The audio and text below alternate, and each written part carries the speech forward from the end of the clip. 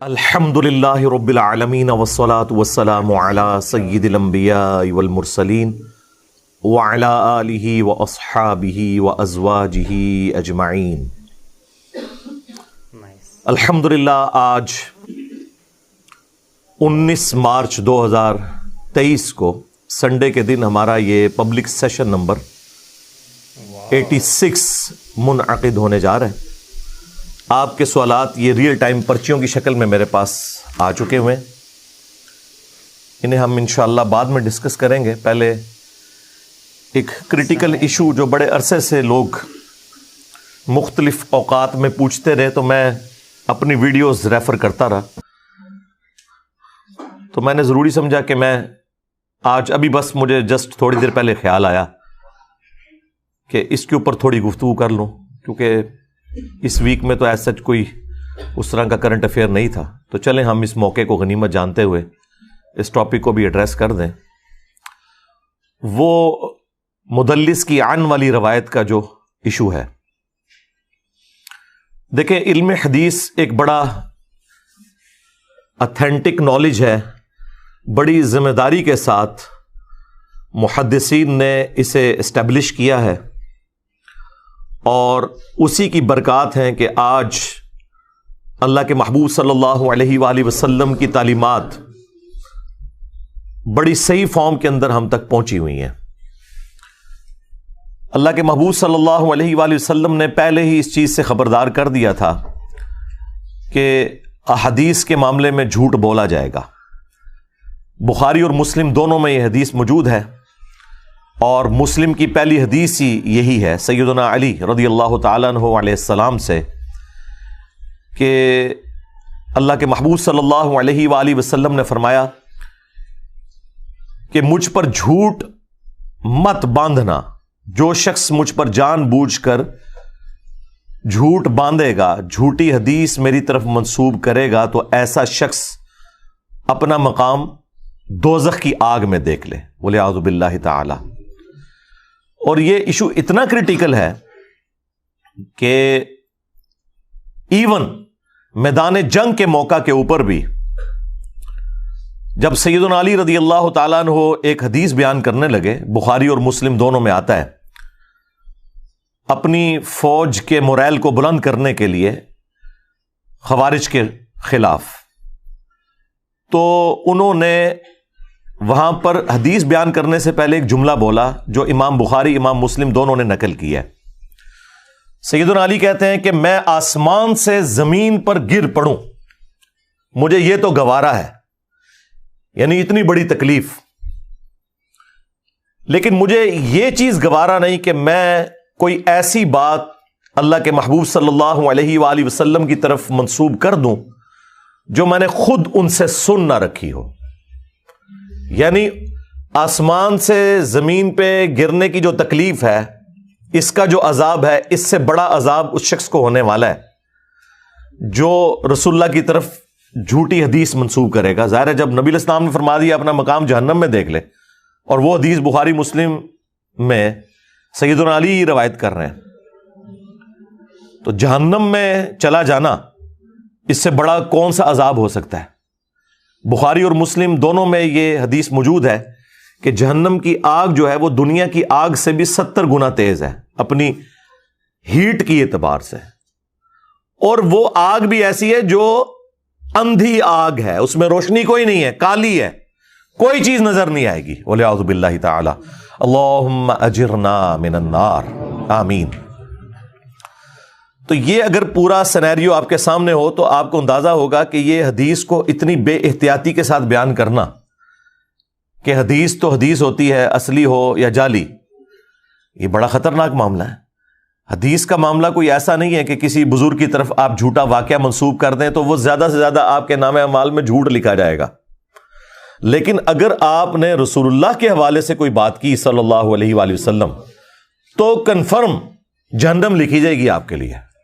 اسی لیے محدثین بڑی احتیاط کیا کرتے تھے، اور اس حوالے سے میں سمجھتا ہوں سب سے بڑا کام جس شخصیت نے کیا ہے وہ امام مسلم ہے، ابو الحسین مسلم بن حجاج القشیری المتوفى 261 ہجری۔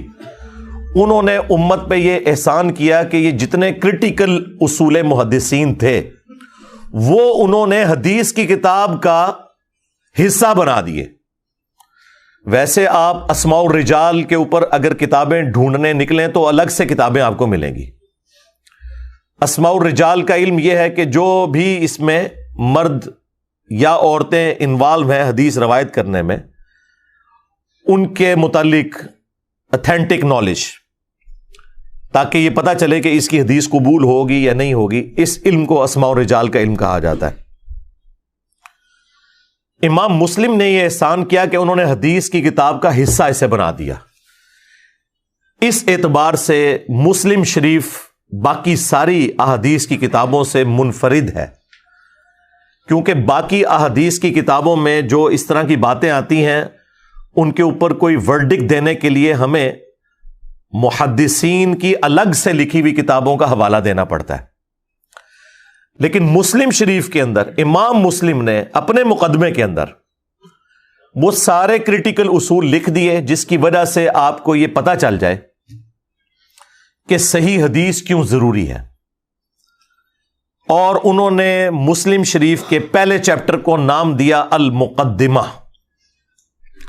92 روایات اس دلیل کے اوپر لے کے آئے کہ صحیح حدیث کیوں ضروری ہے.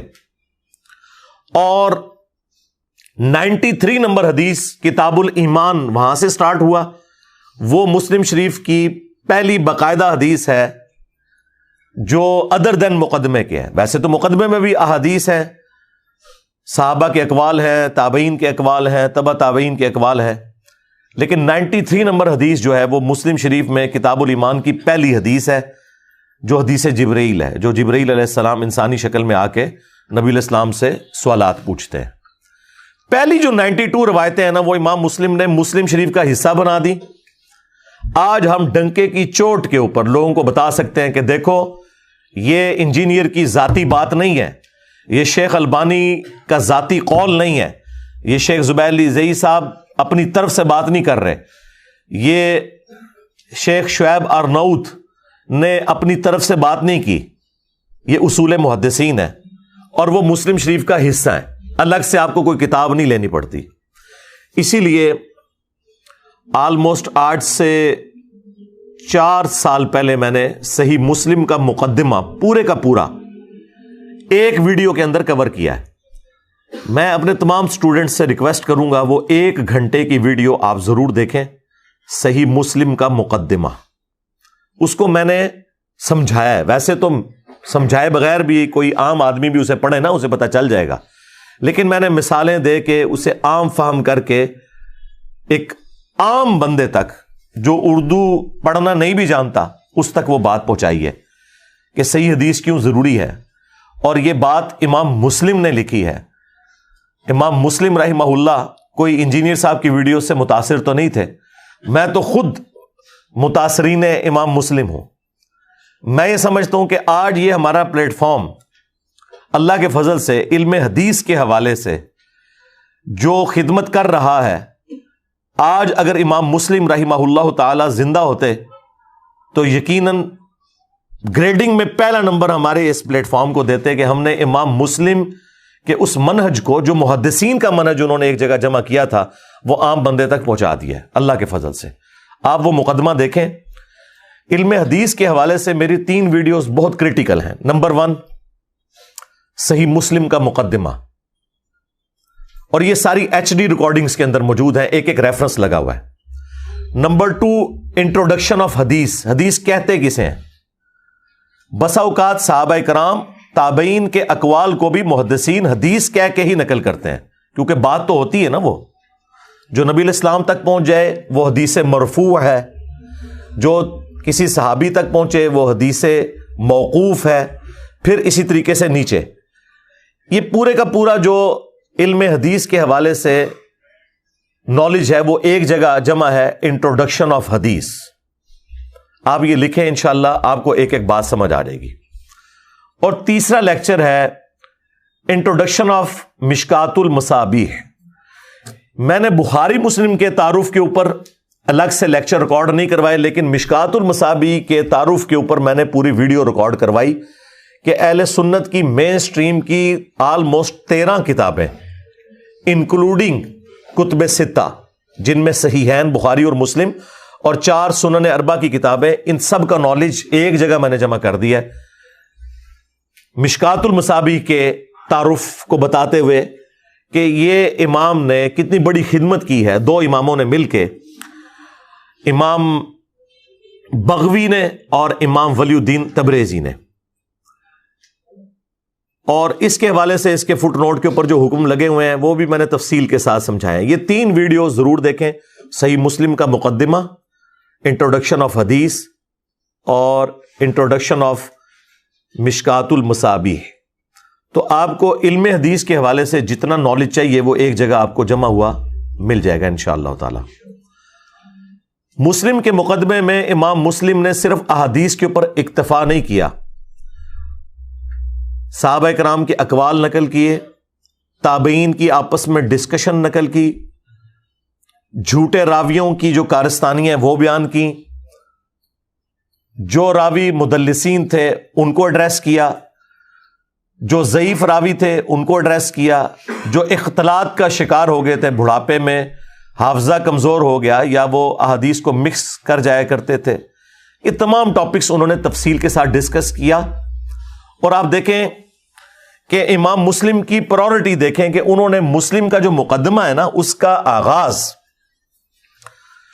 قرآن کی آیت سے کیا، سورۃ الحجرات، اعوذ باللہ من الشیطان الرجیم، بسم اللہ الرحمن الرحیم، یا ایھا الذین آمنوا، اے ایمان والو، ان جاءکم فاسق بنبأ، اگر تمہارے پاس کوئی فاسق یعنی جھوٹا شخص، اعلانیہ کبیرہ گناہ کرنے والا شخص کوئی خبر لے کر آ جائے، فتبینوا، تو اس کی تحقیق کر لیا کرو، ان تصیبوا قوما بجہالہ، کہیں ایسا نہ ہو کہ تم اپنی اگنورینس کے اندر، جہالت کے اندر کسی قوم کو نقصان پہنچا بیٹھو، فتصبحوا علی ما فعلتم نادمین، اور الٹیمیٹ اس کا انجام یہ ہو کہ بعد میں پھر کفے افسوس ملتے رہو کہ یہ کیا ہوا۔ یہ اسپیسیفکلی ولید ابن عقبہ کے بارے میں نازل ہوئی تھی یہ آیت کہ اس نے ایک غلط خبر دے دی تھی کسی قبیلے سے متعلق کہ وہ اطاعت اختیار کرنے کے اعتبار سے وائلنس کر رہے ہیں اور انہوں نے بغاوت کر دی ہے۔ اللہ کے محبوب صلی اللہ علیہ وآلہ وسلم کو اللہ تعالیٰ نے وحی کے ذریعے بتا دیا، ادروائز نبی الاسلام نے تو لشکر روانہ کر دیا تھا۔ تو یہ اسپیسیفکلی اس سے متعلق نازل ہوئی کہ اگر کوئی فاسق خبر لے کر آئے، اور یہ فاسق اسے کہا جا رہا تھا جو صحابی تھا، مسلمان تھا، کلمہ گو تھا، لیکن طلقاء میں سے تھا، فتح مکہ پہ جن لوگوں کو معافیاں دی گئیں ان میں سے ایک تھا یہ۔ اس کا والد بہت خبیث انسان تھا، عقبہ ابن ابی معیط، جس کے بارے میں بخاری مسلم میں آتا ہے کہ اس نے نبی الاسلام کے کندھے پر اور آپ کی گردن مبارک کے اوپر اوجڑی رکھ دی تھی، جو سیدہ فاطمہ سلام اللہ علیہا نے آ کے ہٹائی تھی بعد میں۔ تو اس کے بارے میں یہ آیت نازل ہوئی۔ خیر یہ کوئی سدھرا نہیں ہے، اس کا پھر آگے معاملہ چلتا ہی رہا ہے۔ جز رفع الیدین میں امام بخاری نے اس کے بارے میں نقل کیا ہے کہ یہ اپنی بیوی کو بہت مارتا تھا، نبی الاسلام نے کافی دفعہ سمجھایا، پھر بھی باز نہیں آیا، تو نبی الاسلام نے اپنے دونوں ہاتھ اٹھا کے اس کے لیے بد دعا کی تھی۔ یہ بد دعایا ہوا شخص ہے، ٹھیک ہے۔ امام بخاری اس روایت کو جز رفع الیدین میں اس ثبوت میں لے کے آئے کہ ہاتھ اٹھانا جو ہے یہ جائز ہے۔ اچھا، وہ ہاتھ اٹھانے میں رفع الیدین والی روایتیں بھی لے کے آتے ہیں، اور جس موقع پہ نبی علیہ السلام نے کوئی ہاتھ اٹھا کے دعا کی ہے نا اس کو بھی لے کے آئے۔ مثلاً جو مسلم شریف میں اوپر تلے کئی احادیث ہیں کہ بقیع غرقد قبرستان میں نبی علیہ السلام نے ہاتھ اٹھا کے 3 دفعہ دعا کی تھی، جو بقیع کے دفن شدہ لوگ ہیں ان کے لیے۔ تو یہ روایت بھی مسلم شریف والی جز رفع الیدین میں امام بخاری لے کے آئے ہیں ہاتھ اٹھانے کے ثبوت میں۔ رفع الیدین والی تو الگ سے لے کے آئے ہیں، اس طرح ہاتھ اٹھانے والی بھی لے کے آئے ہیں۔ بیسیکلی انہوں نے حنفیوں کا رد کرنا تھا کہ ہاتھ اٹھانا جو ہے نبی علیہ السلام کی سنت ہے۔ بہرحال یہ جو ولید بن عقبہ ہے اس کے معاملات آگے چلتے رہے ہیں. یہی وہ شخص تھا جس نے مسلم شریف میں تفصیل کے ساتھ آتا ہے اور بخاری میں بھی حضرت عثمان والے چیپٹر میں کہ اس نے فجر کے 4 فرض پڑھا دیے تھے شراب پی کے, اور جب سلام پھیرا تو لوگوں نے کہا یہ کیا کیا, تو اس نے کہا اگر کم پڑھائی ہیں تو میں اور پڑھا دیتا ہوں, حالانکہ پہلے ہی 2 فالتو پڑھائی ہوئی تھی. پھر لوگ قریب آئے, انہوں نے قریب سے سونگا تو پتا چلا کہ اس کے تو منہ سے بدبو آ رہی ہے اس کی شراب کی. تو ظاہر ہے کہ پھر لوگ سیکھ پا ہو گئے, کچھ عرصے سے برداشت کر رہے تھے. حضرت عثمان نے اسے گورنر لگایا ہوا تھا, ان کا یہ رشتے میں بھائی بھی لگتا تھا. تو دیکھیں کہاں تک بات گئی ہے, یعنی اس نے اپنی اصلاح کوئی نہیں کی. حضرت عثمان کا دور آ گیا اور کرتوت اس کے دیکھ لیں, کہاں فتح مکہ پہ مسلمان ہوا اور کہاں یہ چلتے چلتے یہ ساری صورتحال.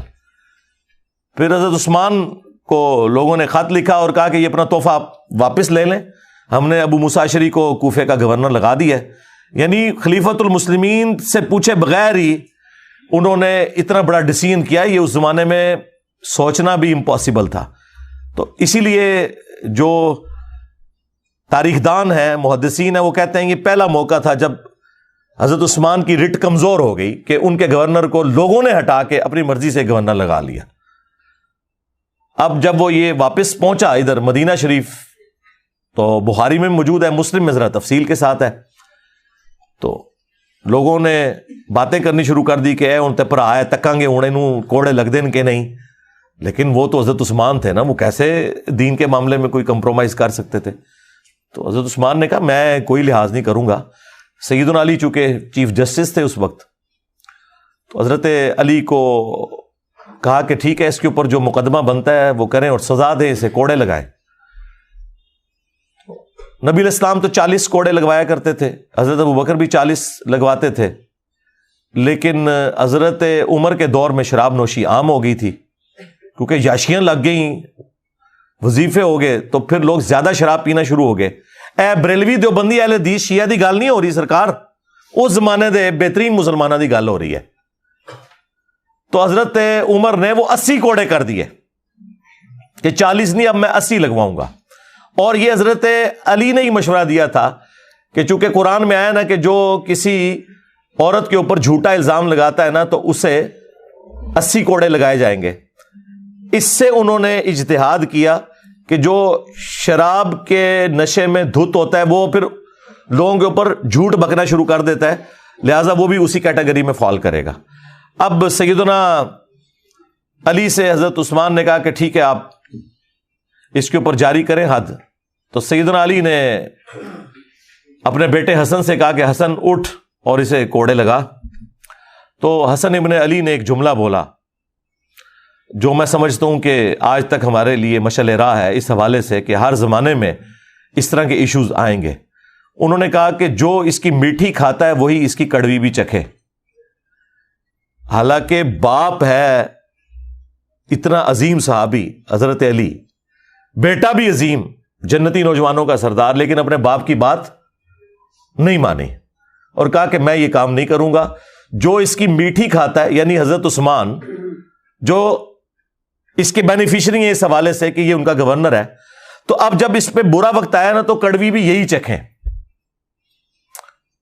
حضرت علی نے اس کے اوپر کوئی ریئیکٹ نہیں کیا, بلکہ اپنے دوسرے بیٹے عبداللہ بن جعفر جو کہ بھتیجا بھی لگتا تھا اور بیٹا بھی, اس لیے کہ حضرت جعفر کی جو وائف تھی اسما بنت امیس, ان کی شہادت کے بعد حضرت ابوبکر نے شادی کر لی تھی ان سے, اور حضرت ابوبکر کی وفات کے بعد اسما بنت امیس سے شادی کر لی تھی حضرت علی نے. اس لیے حضرت علی کے 2 بیٹے بڑے لاڈلے ہیں جو ان کی وائف سے ہیں, ایک عبداللہ بن جعفر اور دوسرے محمد بن ابی بکر.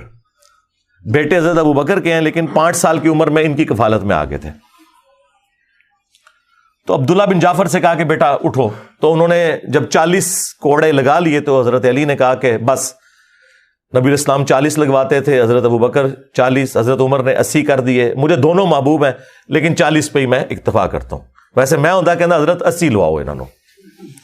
حضرت علی نے وہاں بھی نرمی کا مظاہرہ کیا, اور وہ حضرت حسن اس لیے کہہ رہے تھے کہ یہ بنو امیہ سے ہے, ہم بنو ہاشم سے ہیں, جب کوڑے ہمارے ہاتھوں سے لگیں گے تو ایک نیگیٹو سائیکالوجی ڈیولپ ہو جائے گی ان کے اندر. تو اس لیے انہوں نے انکار کیا. بلکہ مجھے ضمناً یاد آ گیا, یہ الگ سے ایک ٹاپک ہے چونکہ اس کے ساتھ جڑا ہوا تھا. اب بعض لوگوں کو اتنی عقیدت ہے ولید بن عقبہ سے کہ وہ حضرت علی, حضرت حسن, حسین, فاطمہ کا تو دفاع نہیں کرتے لیکن اس کا بڑا دفاع کرتے ہیں. تو اس لیے اس سے متعلق جتنی احادیث میں جو اس کی فضائل آئے تھے وہ میں نے کہا میں ساتھ ساتھ آپ کو بیان کر دوں تاکہ اس کا دفاع کرتے ہیں نا. وہ ایون وہ کہتے ہیں کہ یہ جو آیت کے اندر ہے نا فاسق خبر لے کے آئے تو یہ کوئی اور بندہ تھا, حالانکہ سارے مفسرین اسی کو مینشن کر کے آئے ہیں. تو میں نے کہا اگر نہیں ماننا تو میں تمہیں مسلم شریف سے اس کے فضائل بیان کر دیتا ہوں, میں امام بخاری کی جز رفع الیدین سے بیان کر دیتا ہوں صحیح سند کے ساتھ. وہاں تو تمہیں حنفیوں سے لڑنے کے لیے وہ روایت پیش کرنا پڑتی ہے نا کہ حضور نے ہاتھ اٹھا کے بدعا کی تمہارے اس بزرگ کے لیے جس کا تم دفاع کرتے ہو. تو ظاہر ہے کہ وہ ایک خاندان امیہ کی محبت تو انہیں پلا دی گئی ہے نا, جس طرح بنی اسرائیل کو بچڑے کی محبت پلا دی گئی تھی. ہاں جو اچھے لوگ ہیں, اب جنگ صفین میں کئی ایسے لوگ ہیں جو بنو امیہ سے ہیں اور حضرت علی کے ساتھی تھے, ظاہر ہے ہم انہیں تو برا نہیں سمجھتے. یا نعوذ باللہ من ذالک حضرت عثمان غنی رضی اللہ تعالیٰ عنہ ہو یا عمر بن عبدالعزیز رضی اللہ تعالیٰ عنہ, انہیں تو برا نہیں سمجھتے, نعوذ باللہ. کیوں اپنا ایمان برباد کریں گے؟ اگرچہ نبی الاسلام نے کیٹاگوریکلی کہا ہے. مجھے لوگ کہتے ہیں نا جی آپ بنو امیہ ذکر کرتے ہیں تو آپ پورے خاندان کو لپیٹے میں لے رہے ہیں, تو نبی الاسلام نے بھی اسی طرح گفتگو کی ہے. المستدرک للحاکم میں موجود ہے, مسند ابی یعلا میں موجود ہے. حضرت ابو ہریرہ کہتے ہیں حضور نے اپنی وفات سے چند دن پہلے خواب دیکھا کہ بنو مروان کے بندر میرے ممبر کے اوپر اچھل کود رہے ہیں. تو حضرت ابو ہریرہ کہتے ہیں پھر حضور اپنی وفات تک مسکرائے نہیں ہے کھل کے, اس غم کے سبب کہ میری وفات کے بعد بنو مروان کے بندر میرے ممبر کے اوپر آ جائیں گے. اب مجھے بتائیں بنو مروان سارے کا سارے ہی بندر تھا, لیکن حضور نے تو کیٹاگوریکلی کہا, حالانکہ مروان کی اولاد میں بڑے بڑے نیک لوگ ہیں. خود عمر بن عبدالعزیز, مروان کے 2 ڈومیننٹ بیٹے تھے, عبد الملک اور عبد العزیز. عبد الملک کے 4 بیٹے خلیفہ بنے ہیں, ولید بن عبد الملک, سلیمان بن عبد الملک اور بیچ میں عمر بن عبدالعزیز آ گئے, اور پھر اس کے بعد یزید بن عبد الملک اور ہشام بن عبد الملک. اور اس کی بیٹی جو تھی فاطمہ بنت عبد الملک وہ بیوی تھی عمر بن عبدالعزیز کی, اور وہ اس وقت مدینے کے گورنر تھے. اور عمر بن عبدالعزیز کا نام کیا ہے؟ عمر بن عبدالعزیز بن مروان بن حکم. تو بنو مروان میں سے ہیں خود. تو حضور نے کیوں نہیں اس طرح کہہ دیا کہ جی ایکسکلوڈنگ فلاں فلاں, میں تو پھر بھی کہہ دیتا ہوں احتیاطاً. تو وہ امپلائڈ ہوتا ہے اس کے اندر. اگر ہم بنو ہاشم کی تعریف کر رہے ہیں تو اس میں امپلائڈ ہے کہ ابو لہب اس میں شامل نہیں ہے. اب کوئی بیوقوف ہے نا کوئی کہ جی تسی بنو ہاشم دی تعریف کیتی ہے تے وچوں ابو لہب نو کیوں نہیں کڈیا؟ بے حضور نے بھی نہیں نکالا ہوا تھا. وہ انڈرسٹوڈ ہوتا ہے. جب نبی الاسلام کہہ رہے تھے سب سے بہترین خاندان میں مجھے اللہ نے مبعوث کیا, بخاری مسلم میں جو آتا ہے, تو بنو ہاشم کی جب تعریف کی تو ظاہر ہے جو اس میں کافر ہے وہ تو ایکسکلوڈ کر دے جائیں گے آٹومیٹیکلی, وہ بتانا ضروری نہیں ہوتا. خیر اس طرف واپس آئیں. امام مسلم رحمہ اللہ نے صحابہ کرام کے اقوال, تابعین کے اقوال, تبع تابعین کے اقوال, کئی ایک واقعات اس میں بڑے انٹرسٹنگ نقل کیے مقدمے کے اندر. آپ وہ پڑھیں تو آپ کو اندازہ ہوگا کہ علم حدیث کتنا سینسٹیو ٹاپک ہے. ابن عباس کے پاس کچھ فتوے لائے جاتے ہیں حضرت علی کی شہادت کے بعد. امام مسلم نے یہ مقدمے میں نقل کیا ہے. اب ابن عباس وہ فتوے پڑھتے جا رہے ہیں اور کہہ رہے ہیں اللہ کی قسم علی نے یہ فیصلہ نہیں لکھا, اللہ کی قسم علی نے یوں نہیں کیا ہوگا. اور اینڈ پہ انہوں نے بولا اللہ کی قسم اگر علی نے یہ کیا ہوتا تو علی بھی گمراہ ہو جاتا, یہ تو قرآن و سنت کے خلاف فیصلے ہیں. اور پھر جملہ بولا کہ ان ظالموں نے اتنے قیمتی علم کو ضائع کر دیا. یعنی حضرت علی کی شہادت کے بعد ابن عباس ابھی زندہ ہیں اور ان کی موجودگی میں حضرت علی کی طرف منسوب جو فتوے ہیں ان میں لوگوں نے تبدیلیاں کر دی تھی. یہ امام مسلم لے کے آئے مسلم کے اندر مقدمے میں, اور یہ بیٹھ کے رو رہے ہیں کہ عبد القادر جیلانی نے فرمایا, ہاں شیخ احمد سرندی فرماتے ہیں, امام غزالی لکھتے ہیں. اور چھاڑ دو اللہ دے بندے, کتنے مولا علی, مولا علی کی طرف منسوب باتیں بھی ان میں ملاوٹ ہو گئی تو یہ باقی تو شے ہی کوئی نہیں، کیونکہ آپ خود ہی کہتے ہیں کہ ادنا صحابی ہو، اس کے قدموں کی خاک جو اس کے گھوڑوں کے نتنوں میں بیٹھے اس کو کوئی غوث قطب ابدال نہیں پہنچ سکتا، تو یہ تو حضرت علی کی بات ہو رہی ہے۔ تو تمہارے بابوں کی تعلیمات اس قابل ہیں کہ انہیں اللہ تعالیٰ کو اسپیشل پروٹیکشن دے گا؟ اسپیشل پروٹیکشن قرآن و سنت کی ہے، اور اس میں بھی قرآن انا نحن نزلنا الذکر وانا لہ لحافظون، سنت جو محفوظ ہے اس میں ملاوٹ بھی ہوئی ہے، لیکن محدثین نے اصول محدثین کے تحت ان چیزوں کو الگ سے کمپائل کر دیا تاکہ عام لوگوں کو پتہ چل جائے۔ اور امام مسلم نے جو جو سخت الفاظ استعمال کیے، انہوں نے کہا ہمارے زمانے میں جو لوگ ہزاروں کی تعداد میں احادیث اپنی کتابوں میں لکھ رہے ہیں تاکہ لوگ بڑی تعریف کریں کہ اس نے اتنی حدیثیں جمع کر لی، اور کوئی پرواہ نہیں کر رہے کہ صحیح ہے یا ضعیف، اور نہ پڑھنے والوں کو یہ بتا رہے ہیں کہ یہ روایتیں ضعیف ہیں، یہ علماء اس قابل ہیں کہ انہیں جاہل کہا جائے بجائے علماء کہنے کے۔ اندازہ کریں کہ بخاری مسلم کے زمانے میں امام مسلم جن علماء کو جاہل کہہ رہے ہیں، کیا وہ بریلوی دیوبندی اہل حدیث شیعہ تھے؟ وہ کن کو کہہ رہے ہیں جو ان کے زمانے میں احادیث زیادہ ہزاروں کی تعداد میں جمع کر رہے تھے؟ اب میں نام نہیں لیتا ورنہ وہ کہیں گے یہ محدثین کی توہین کر رہا ہے، تو آپ امام مسلم کے زمانے میں دیکھ لیں کہ انہوں نے ہزاروں کی تعداد میں حدیثیں جمع کی ہیں۔ تو امام مسلم تو کہہ رہے ہیں انہیں تو جاہل کہنا چاہیے بجائے عالم کہنے کے، انہیں پتہ نہیں کتنا خطرناک کھیل کھیل رہے ہیں۔ امام مسلم کو سمجھ آ گئی تھی، پھر انہوں نے مسلم شریف میں یہاں تک لکھا کہ کیا صحیح حدیثیں ختم ہو گئی ہیں کہ ہم ضعیف روایتوں کو اس طرح جمع کریں؟ پھر انہوں نے اس مقدمے میں یہاں تک لکھا کہ میں مسلم شریف اس لیے لکھ رہا ہوں کہ ایک عام آدمی جسے صحیح اور ضعیف کا فرق نہیں پتا، وہ یہ کتاب پڑھ کے نبی الاسلام کی مبارک سنت تک پہنچ جائے۔ یعنی یہ عوام الناس کے لیے امام مسلم نے حدیثیں لکھی ہیں، یہ علماء کے لیے نہیں، عوام الناس کے لیے، اس لیے کہ علماء انہیں دھوکہ نہ دے سکیں۔ اور جتنی بنو امیہ کی مٹی پلید کی ہے نا امام مسلم نے، اور کسی امام نے نہیں کی ہے۔ اور جب ہم یہ باتیں کرتے ہیں وہ کہتے ہیں یہ تو انہوں نے اپنے شاگردوں کو بس نوٹس لکھوائے تھے، اور یہ باتیں آپ اہل حدیث بھی کرنا شروع ہو گئے ہیں۔ تو میں انہیں کہتا ہوں کہ یہ تو امام مسلم سے ہم پوچھیں گے نا کہ حدیثیں عام لوگوں کے لیے لکھی ہیں یا، لہٰذا وہ ان کا مقدمہ دھڑام سے نیچے گر گیا جو یہ کہتے ہیں کہ کچھ حدیثیں خاص لوگوں کے سامنے بیان کرنی چاہیے، کچھ پبلک میں عام نہیں کرنی چاہیے۔ امام مسلم نے تو پوری مسلم شریف ہی پبلک واسطے لکھی ہے۔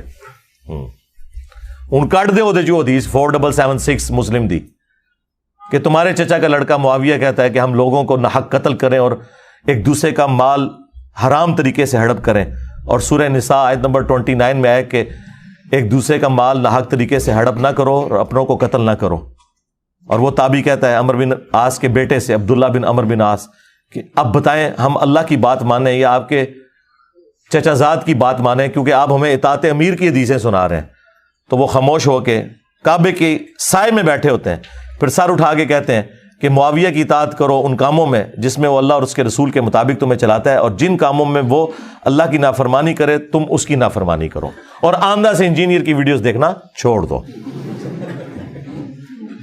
ظاہر ہے وہ عبد الرحمن بن عبد رب کعبہ نے کوئی اس زمانے کے کسی انجینئر کی ویڈیو دیکھی ہوگی نا، تو متاثرین انجینئر ہے نا۔ اور آندھا سے مشاجرات صحابہ کو ڈسکس مت کرو، یہ بھی نہیں کہا، بلکہ اس کو علمی جواب دیا کہ تو ٹھیک کہہ رہا ہے، ورنہ تو کہتے تو تابعی ہو کہ ایک صحابی کے بارے میں کہہ رہا ہے جو حکمران بھی ہے، حکمران کی تو اطاعت ہے، وَأُولِي الْأَمْرِ مِنْكُمْ، لیکن انہیں پتا تھا کہ یہ اگر میں نے آیت سورہ نساء سے کوٹ کی تو تابعی کو پڑھ دے گا فَإِن تَنَازَعْتُمْ فِي شَيْءٍ فَرُدُّوهُ إِلَى اللَّهِ وَالرَّسُولِ۔ ایڈا رسک نہیں سی کوئی لے سکتا، ہوں نہیں کوئی لے سکتا تو اس زمانے کون لوے گا؟ تو یہ آپ نکال دیں، پھر مسلم شریف سے کیسے نکالیں گے؟ یہ عوام کے لیے لکھا ہے امام مسلم نے، ٹھیک ہے۔ ولید بن عقبہ کے بارے میں جو میں نے آپ کو روایت بیان کی، وہ شراب پینے والی، وہ بھی مسلم شریف میں لکھی ہوئی ہے۔ علی سے محبت نہیں رکھے گا مگر مؤمن، علی سے بغض نہیں رکھے گا مگر منافق، وہ بھی مسلم شریف میں لکھی ہوئی ہے۔ ہاں، تقتلہ الفئۃ الباغیہ یدعوہم الی اللہ ویدعونہ الی النار، یہ بھی مسلم شریف کے اندر حدیث موجود ہے۔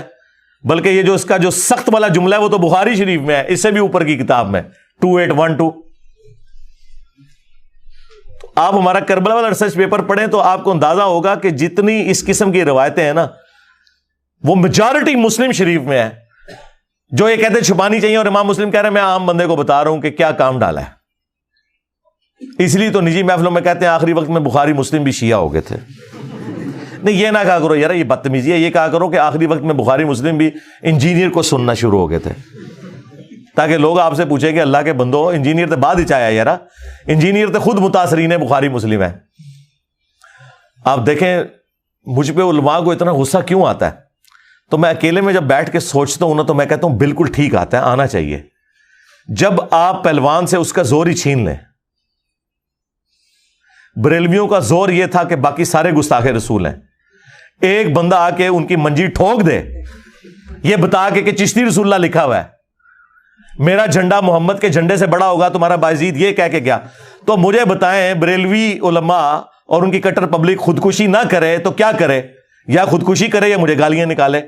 ان کے پلے تو شاہی کوئی نہیں رہی، ایک ہی سودا بیچ رہے تھے، وہ بھی جاندہ رہا، تو منو نہ پٹن۔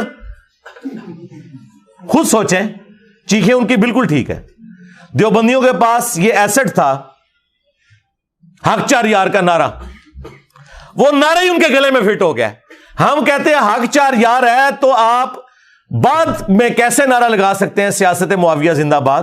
تم تو خود کہہ رہے ہو حق چار یار، اگر یہ بعد والا بھی ہوتا تو تم حق 5 یار کہہ رہے ہوتے۔ 4 یار کا مطلب کیا ہے؟ وہ کہتے ہیں بات کو نہیں ہم ڈسکس کر رہے ہیں، اس کو کر رہے ہیں، ہم کہتے ہیں اسی کو کر لو۔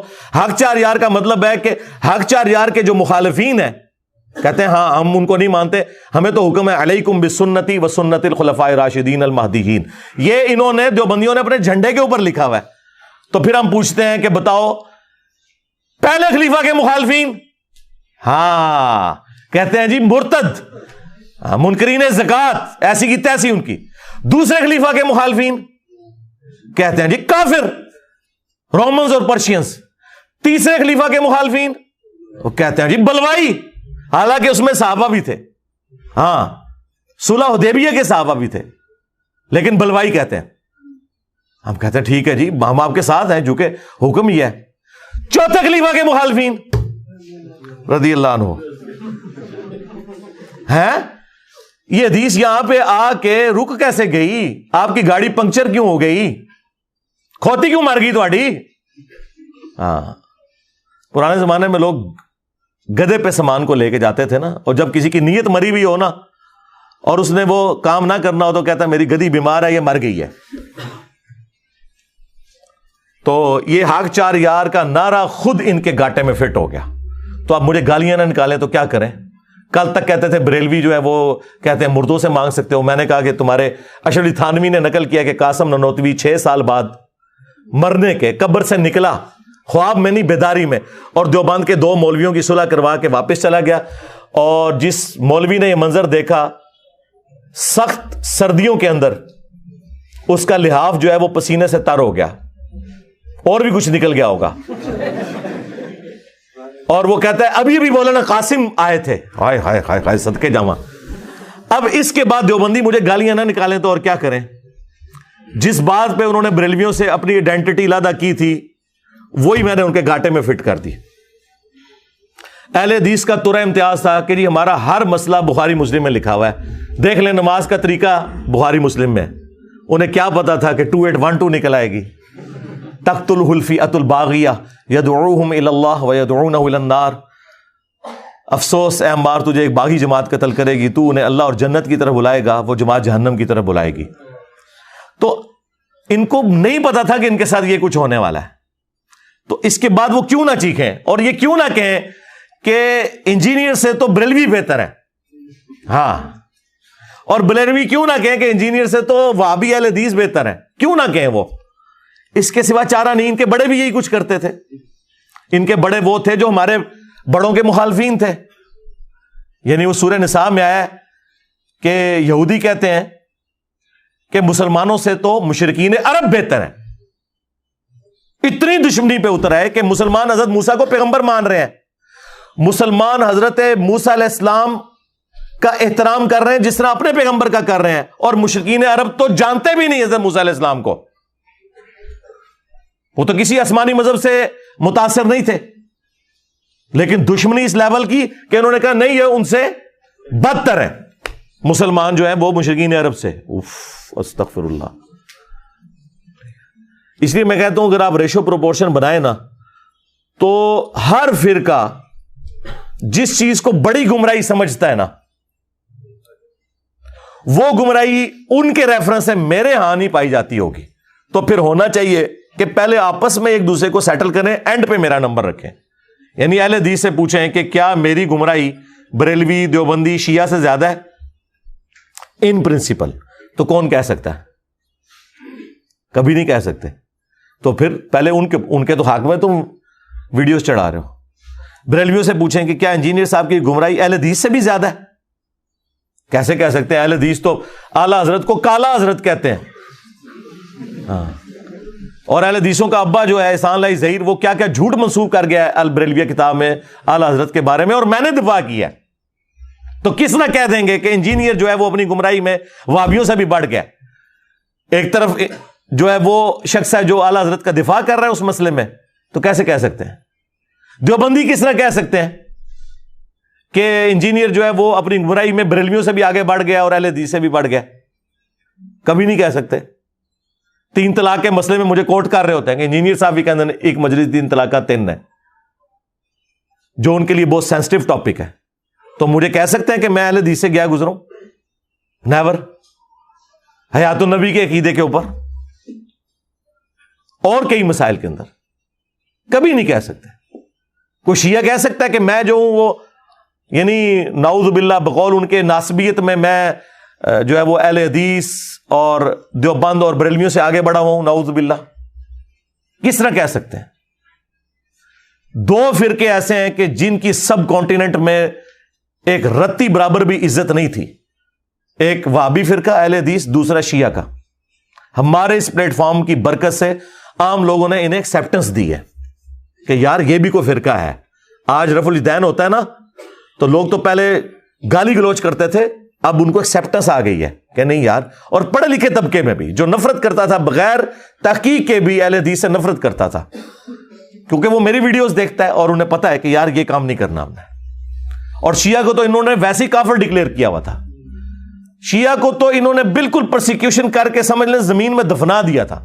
لیکن ہماری ویڈیوز کی برکت سے لوگوں کو پتا چلا ہے کہ یار شیعہ کی ہر بات غلط نہیں ہے, وہ انہوں نے غلوف ضرور کیا ہوا ہے, لیکن جو بنیادیں ہیں وہ اہل سنت کی کتابوں میں موجود ہیں. بعد میں شیطان نے انہیں ہائی جیک کر کے تو رافضیت کے راستے کے اوپر چلا دیا. تو ایکسیپٹنس تو ملی ہے نا. اب یہ نہیں ہو سکتا کہ 100% جو ہے وہ ہمارے اسٹوڈنٹ جو ہیں وہ بریلوی, دیوبندی, اہل حدیث اور شیعہ کو جو ہے وہ انڈورس کرنا شروع کر دیں کہ تمہارے سارے نظریات درست ہیں. یہ تو وہی یہود و نصارہ والا کام ہے جو قرآن میں اللہ تعالیٰ نے فرمایا کہ یہ کبھی بھی تم سے خوش نہیں ہوں گے یہود و نصارہ جب تک کہ مکمل طور پہ تم ان کی ملت پہ نہ آ جاؤ. تو ہم مکمل طور پہ تو ان کی ملت پہ نہیں آ سکتے, ہم تو ملت ابراہیمی کے اوپر ہیں.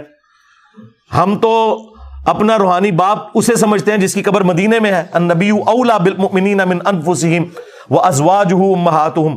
نبی مومنین کی جانوں سے بڑھ کر ان پر حق رکھتے ہیں, اور نبی کی بیویاں امت کی مائیں ہیں صلی اللہ علیہ وآلہ وسلم. تو مکمل طور پہ تو نہیں آ سکتے. تو امام مسلم نے کمال کا کام کیا, اسی میں انہوں نے اینڈ پہ جا کے جو 92 نمبر روایت کے اندر کافی سارے قوانین جو ہے نا انہوں نے ایک جگہ جمع کیے ہیں. ان میں سے ایک یہ ہے کہ وہ لکھتے ہیں کہ حدیث جو ہوتی ہے نا یا تو اس کے ذریعے حلال اور حرام کا فیصلہ کرنا ہوتا ہے, یا اس سے کوئی دینی مسئلہ اخذ کرنا ہوتا ہے, یا ترغیب اور ترہیب دلانی ہوتی ہے, یعنی نیک عمل کی فضیلت بیان کرنا اور برے عمل کی وعید بیان کرنا. یہ 3 انہوں نے کیٹیگریز لکھی ہیں کہ حدیث سے یہ 3 کام لیے جاتے ہیں. نمبر 1 حلال و حرام کا فیصلہ کرنا. کتنا بڑا فیصلہ ہے, دین کی بنیاد ہے. نمبر 2 دین کے احکامات کو اخذ کرنا. اور نمبر 3 فضائل بیان کرنا یا وعیدیں بیان کرنا. اسے کہا جاتا ہے ترغیب اور ترہیب. البانی کی کتاب بھی ہے الترغیب والترہیب, اس پہ انہوں نے حکم لگائے ہوئے ہیں, کتاب تو پہلے کی ہے. تو اس پہ پھر وہ کمنٹس کرتے ہیں کہ یہ بڑا سینسٹیو ٹاپک ہے، اس لیے ضعیف روایتیں نہیں لی جائیں گی، صحیح حدیثیں لی جائیں گی، اور اسی میں پھر وہ اینڈ پہ جا کے اس کو بھی کنکلوڈ کرتے ہیں کہ مدلس کی عن والی روایت سماع کی تصریح کے بغیر ضعیف تصور کی جائے گی، جب تک وہ یہ بتا نہ دے کہ میں نے یہ حدیث سنی کس سے۔ مدلس وہ راوی ہوتا ہے جو اپنے استاد کے یا روایت کے عیب کو چھپائے، تدلیس کہتے ہیں چھپانے کو۔ توریہ بھی کیا جاتا ہے، آپ کو پتا ہے عام حالت میں بھی لوگ توریہ کر لیتے ہیں، زو معنی جملہ بولنا جس کے دو معنی ہو، تاکہ جھوٹ کا بھی کوئی الزام نہ لگے اور مقصد اس سے اپنا حاصل کیا جائے۔ یہ مجبوراً تو جائز ہے، لیکن اسے عادت بنانا اور ہر معاملے میں کرنا یہ بہت بڑا عیب ہے۔ حدیث کی فیلڈ میں یہ جو کچھ کیا گیا، اس کی وجہ سے بہت بڑا فتنہ کھڑا ہوا، لیکن چونکہ یہ تدلیس کا کام کرنے والے لوگ بڑے بڑے محدثین تھے، ثقہ تھے، صدوق تھے، سچے لوگ تھے، اس لیے محدثین نے اس عیب کے باوجود ان راویوں کے اوپر جرح نہیں کی، بلکہ ایک اصول بنا دیا کہ جب یہ تدلیس کریں گے تو ہم ان سے سماع کی تصریح پوچھیں گے، اگر بتا دیں گے تو ایکسپٹ کر لیں گے، ادروائز پھر وہ روایت قبول نہیں کریں گے۔ اگر زندگی میں ایک دفعہ بھی کسی نے یہ کام کیا ہے تو اس کی ہر روایت کے اوپر وہ پھر بتائے گا کہ کس سے اس نے سنا، کیونکہ ہمیں تو نہیں پتا، ہمارے پاس کوئی وحی تو نہیں آتی ہے کہ یہ تدلیس کر رہا ہے یا واقعی اس نے حدیث سنی ہے۔ تو اس کے لیے وہ جو ورڈ یوز کرتے تھے نا، وہ عن کرتے تھے، اس لیے کہتے ہیں مدلس کی عن والی روایت، عین اور نون، کہ فلاں سے روایت ہے۔ اب اگر کوئی تابعی کہتا ہے کہ حضرت ابو ہریرہ سے روایت ہے، تو یہ چیز ضروری ہے کہ حضرت ابو ہریرہ رضی اللہ تعالیٰ عنہ سے اس نے سماع کیا ہو۔ اگر وہ مدلس نہیں ہے اور عن سے روایت کر رہا ہے، کوئی مسئلہ نہیں ہے، کیونکہ وہ چھپاتا ہے نہیں ہے، تو یقیناً جب وہ عن کہہ رہا ہے نا، تو یہ الفاظ کا چناؤ اس کا ایسا نہیں ہے جس کی وجہ سے اس کی حدیث ریجیکٹ کر دی جائے، کیونکہ عن کے ساتھ بھی روایت کی جاتی ہے۔ عن کے ساتھ کی جاتی ہے سمعت، یعنی میں نے اس سے سنا، حدثنا، اس نے ہم سے حدیث بیان کی، اخبرنا، اس نے ہمیں خبر دی۔ اب یہ جو الفاظ ہیں نا، اس میں تو توریہ نہیں ہو سکتا، تدلیس نہیں ہو سکتی۔ حدثنا، اس نے ہم سے حدیث بیان کی۔ اب ثقہ راوی تو جھوٹ بول ہی نہیں سکتا۔ ایک چکر ہے جس میں وہ چھپا سکتا ہے، وہ ان کہے کہ فلاں سے روایت ہے، فلاں سے روایت تو ہے، لیکن تمہیں کس نے بتائی، فلاں نے یا کسی اور نے؟ تو چھپا گیا۔ این ممکن ہے کہ اسی نے بتائی ہو، این ممکن ہے کہ کسی اور نے بتائی ہو۔ اچھا، یہ اب وہ کیوں کرتے تھے؟ ہے تو یہ عیب ہے۔ امام شعبہ کہتے ہیں کہ میرے نزدیک تدلیس کرنا زنا سے بدتر ہے، اتنا وہ سخت اس کے بارے میں حکم لگاتے ہیں۔ لیکن امام شعبہ خود مدلسین سے روایتیں بھی کرتے ہیں، لیکن وہ بتا دیتے ہیں کہ میں اگر مدلس سے روایت کروں تو جب تک سماع کی تصریح نہیں ہوگی میں آگے روایت بیان نہیں کروں گا، لہذا میری سند کے اندر اگر عن والی روایت بھی آ جائے قتادہ کی یا آمش کی، تو تم نے اسے سماع کی تصریح پر محمول سمجھنا ہے، اور وہ ہم لیتے ہیں۔ آپ دیکھیں کئی ایسی روایتیں ہیں جن میں آمش اور قتادہ عن سے روایت کر رہا ہے، لیکن نیچے شعبہ بیان کر رہا ہونا تو ہم کہتے ہیں روایت ٹھیک ہے، کیونکہ امام شعبہ سماع کی تصریح کے بغیر نہیں لیتے تھے۔ اسی طریقے سے بخاری مسلم میں بھی آمش کی یا سفیان ثوری کی یا ابن شہاب زہری کی روایتیں جو عن والی ہیں وہ سماع کی تصریح پر محمول ہیں، کیونکہ یہ محدثین اس کو عیب سمجھتے ہیں، وہ کنفرم کر کے وہ روایتوں کو لکھتے تھے۔ ہمیں سماع کی تصریح ملے نہ ملے، بخاری مسلم کے بارے میں یہ ایگریڈ اپان مسئلہ ہے کہ وہ سماع کی تصریح پر معمول ہے۔ ویسے بعض لوگوں نے محنت بھی کی ہے اور سماع کی تصریح مختلف کتابوں سے نکالی ہے۔ ایک عرب کے اسکالر نے پوری کتاب لکھی ہے اس ٹاپک کے اوپر، انہوں نے ایک ایک روایت کی سماع کی تصریح بتائی ہے۔ بہرحال چونکہ ایک قانون ہے، ایکسیپٹنس اسے مل چکی ہے، لہذا ہمیں ایک ایک روایت کی اس تحقیق میں جانے کی ضرورت نہیں ہے۔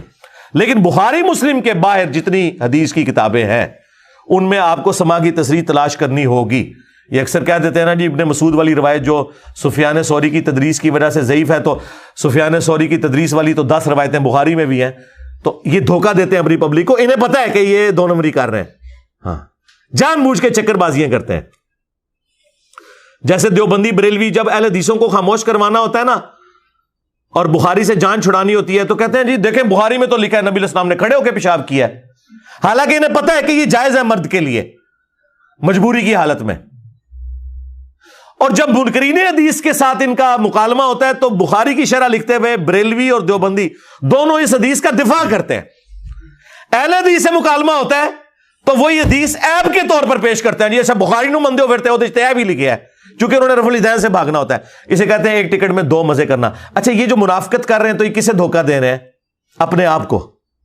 جب قرآن کہتا ہے وَأَنْتُمْ تَعْلَمُونَ، یہود و نصارہ کو اللہ تعالیٰ نے کہا ہے کہ تم جانتے تو ہو یہ جو کچھ شرک کر رہے ہو یا نبی علیہ السلام کا انکار کر رہے ہو، تمہاری کتابوں میں نبی علیہ السلام کی پیش گوئیاں تو موجود تھی. حتیٰ کہ سورۃ البقرہ میں سورۃ الانعام میں آیا یہ نبی کو اس طرح پہچانتے ہیں جس طرح اپنے بیٹے کو. انہیں پتہ ہے یہ وہی پیغمبر ہے، لیکن نہیں، ہٹ درمی پہ آگے. وَمَا اخْتَلَفَ الَّذِينَ أُوتُوا الْكِتَابَ إِلَّا مِن بَعْدِ مَا جَاءَهُمُ الْعِلْمُ بَغْيًا بَيْنَهُمْ. اہل کتاب نے جو انکار کیا ہے وہ آپس کی ضد کی وجہ سے، ہم اسے کیوں مانے؟ تو یہ ضد آ جائے تو پھر یہی کچھ ہو جاتا ہے. تو یہاں پہ بھی انہیں پتہ ہے یہ بات کہ بخاری مسلم کی جو تدلیس والی روایتیں ہیں وہ سماع کی تصریح پر محمول ہے. وہ کنفرم کیا ہوا ہے انہوں نے کہ یہ روایت ہم نے فلاں سے سنی ہوئی ہے، ادر دین بخاری مسلم ہوگا. جس طرح دیکھیں آپ ایک حدیث ہے ابو داؤد کے اندر، سنن ابن ماجہ میں، کہ اگر میں سجدہ جائز سمجھتا تو بیویوں سے کہتا کہ اپنے خاوندوں کو سجدہ کریں اس حق کے سبب جو اللہ تعالیٰ نے انہیں دیا ہے. اس حدیث کے نیچے شیخ زبیر علی زئی صاحب نے تحکیم لگائی ہے. ابو داؤد کے اندر بھی مشکات میں بھی یہ حدیث موجود ہے، اور بتایا کہ اس میں شریک القاضی مدلس ہیں، عن سے روایت کر رہے ہیں، لیکن انہوں نے سماع کی تصریح کر رکھی ہے سنن الکبریٰ البیہقی میں. وہاں انہوں نے یہ روایت عن سے بیان نہیں کی بلکہ حدثنا یا اخبرنا سے بیان کی ہے، لہذا اس کا حکم اٹھ گیا، پتہ چل گیا. لیکن اگر دنیا کی کسی کتاب میں عن والی روایت سماع کی تصریح کے ساتھ نہ ملے یا کسی اور سند پہ کسی اور راوی سے نہ ملے، پھر ہم اس حدیث کو ایکسیپٹنس نہیں دیتے. اچھا سماع کی تصریح ملنا بھی کافی نہیں ہے، یہ نہ ہو کہ سماع کی تصریح مل رہی ہو اور اس سند میں کوئی اور حکم آ جائے.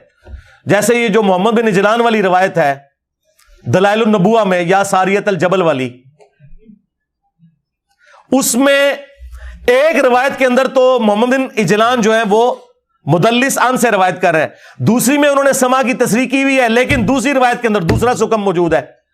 تو خالی سماع کی تصریح بھی کافی نہیں ہوگی، اگر اس میں پھر کوئی اور راوی ایڈ ہو گیا یا کوئی اور انقطاع آ گیا تو وہ پھر روایت ایکسیپٹیبل نہیں ہوگی. یہ میں آپ کو باریکی سمجھا رہا ہوں، یہ نہ کوئی سماع کی تصریح بھی لیا کہ جی دیکھو، نہیں، وہ سند یا تو پھر وہی سند ایگزیکٹلی ہو، اور اگر اس سے ہٹ کے سند ہے تو اور کوئی اس میں بیماری نہیں آنی چاہیے. یعنی ایک پاس چپ کٹے دوسرے پاس نہ چپ نکل جائے، جسے ہمارے پنجابی زبان میں کہا جاتا ہے. تو یہ کام نہیں ہونا چاہیے. تو یہ ایک ایگریڈ اپون مسئلہ ہے، محدثین کے ہاں سماع کی تصریح تلاش کی جاتی ہے. اور مجھے بتائیں اس کے سوا اور چارہ کیا تھا؟ ویسے تو امام شعبہ والا کام ہوتا نا، جس طرح انہوں نے سخت سٹانس لیا تھا کہ اٹھا کے ساری ریجیکٹ کر دو، نہ سو ادھروں تدلیس کی تھی جے فارغ ہو، اتنا ساڑھے کو فالتو ٹائم نہیں تو سماعی تصریحاں تلاش کرتے رہیے. شیخ زبیر صاحب نے میری ویڈیو میں بتایا ہے، ایک جب میں نے ان سے کوشچن کیا ایک مسجد میں، انہوں نے کہا کہ بعض اوقات میرے 3 راتیں لگ جاتی ہیں ایک روایت کی سماع کی تصریح تلاش کرتے ہوئے، کیونکہ میں ذمہ داری سے میں نے روایت کو ضعیف یا صحیح ڈکلیئر کرنا ہے. اگر نہ ملے تو پھر میں ضعیف کہتا ہوں، اور اگر میں فوراً ضعیف ڈکلیئر کر دوں، کل کو کوئی آ کے کہے کہ جی یہ دیکھیں جی یہ سماع کی تصریح نکل آئی ہے، پھر میں کیا کراں گا؟ اور وہ بڑے تنگ تھے اس کی وجہ سے. ایک دفعہ میں عصر کی نماز کے لیے وضو کر رہا، تو وہ مجھے آج بھی منظر یاد ہے. شیخ صاحب سامنے والی ٹوٹی پہ بیٹھ کے مسواک کر رہے تھے، میں اس طرف بیٹھا ہوا تھا. مجھے کہتے ہیں علی بھائی آج مجھے بڑا غصہ آیا ہوا ہے محدثین کے اوپر. میں نے کہا کیوں؟ کہتے دیکھو یار یہ خود اصول بناتے ہیں، اب خود وہ دیکھو زابی کو خود مانتا ہے کہ آمش کی تدریس جو ہے وہ اس کی آن والی روایت قبول نہیں کی جائے گی، اور اس نے کتنی حاکم کے اندر روایتیں جو ہے صحیح ڈکلیئر کر دی ہیں، اپنے اصول خود توڑ دیا ہوا ہے. جب اصول بناتے ہو تو اس کے اوپر عمل کرو. اور خیر ان کا بھی کیا اصول تھا، وہ تو امام مسلم نے لکھا ہوا ہے۔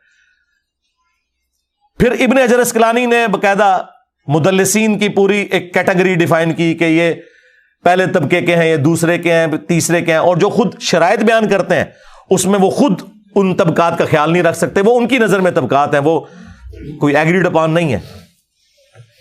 جو تیسرے میں ڈالنا تھا اسے دوسرے میں ڈال دیا، اور اس کی وجہ سے پھر وہ حنفی پیش کرتے ہیں، یہ جی سفیان ثوری تو تیسرے درجے کا نہیں ہے، یہ دوسرے درجے کا ہے، جبکہ دوسری جگہ وہ موجود ہوتا ہے۔ اور پھر اس کا خطرہ کتنا بڑا ہے آپ سوچ نہیں سکتے۔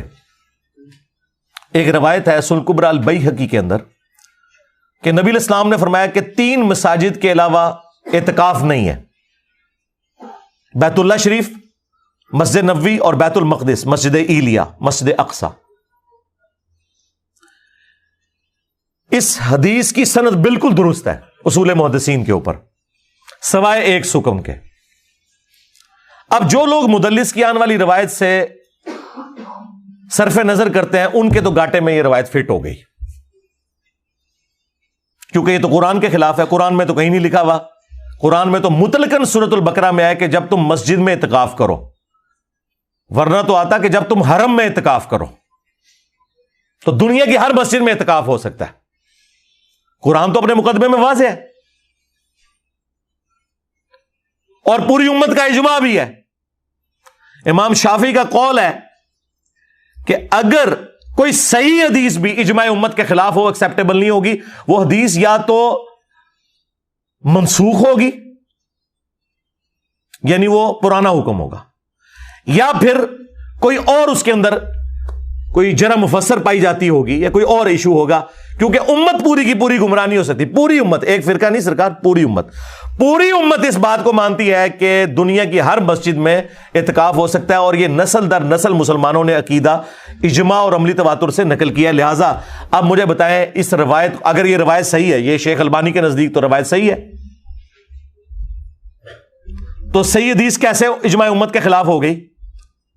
تو شیخ زبیر صاحب نے یہ مثال کوٹ کی۔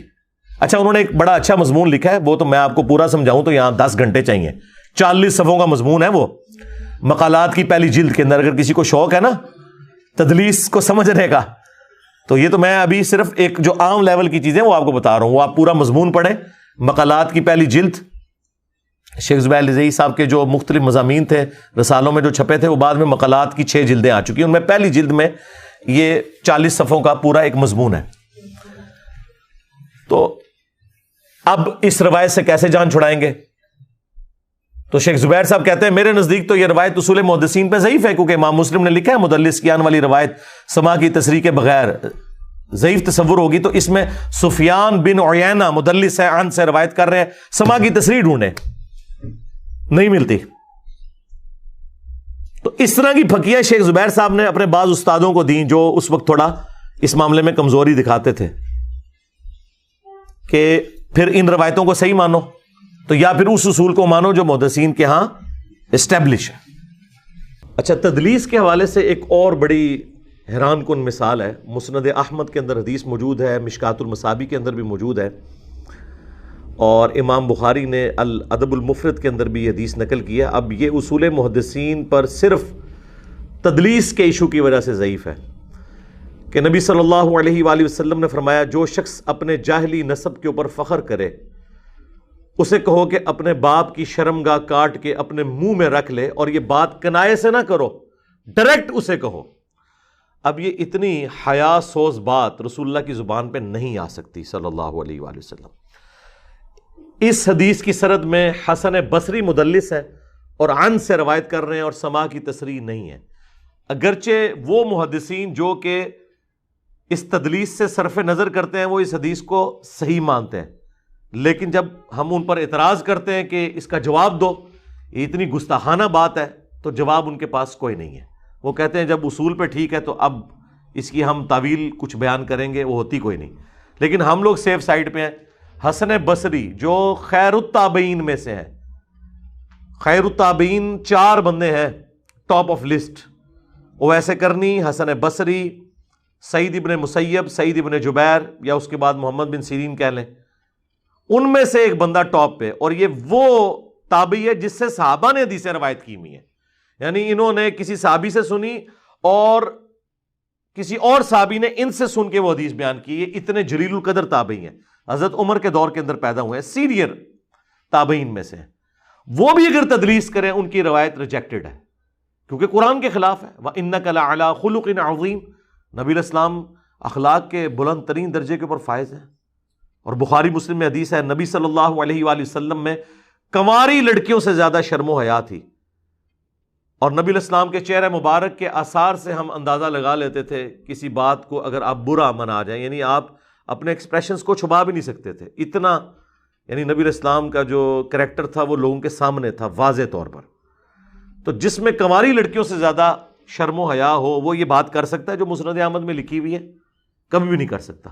لہذا تدلیس اس حوالے سے ایک بہت بڑی آزمائش ہے, عربی والا فتنہ, کہ جب تک اس ایشو کو آپ ریزالو نہیں کریں گے امت کے لیے مصیبت کھڑی ہو جائے گی.